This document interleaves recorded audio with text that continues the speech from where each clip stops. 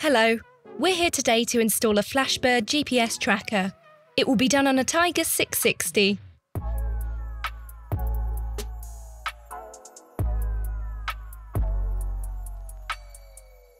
We'll start by removing the seat so we can access the battery. And we're going to unscrew the battery terminals, the red and the black ones. No need to remove them completely, we'll just unscrew them a little bit. Now we grab the small cable, and we're going to slide the small lug nut under the screws. Red with red, and black with black of course. And we'll screw it on, and the same on the other side. We're going to take our GPS tracker and we're going to come and find the place where we want to put it. Let's say right here, and we'll Velcro it on one side. Now we remove the other side of the Velcro.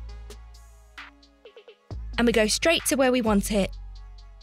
And then we just have to connect the cable to the tracker. With the small connector, we screw it back on. Store a bit of our cable.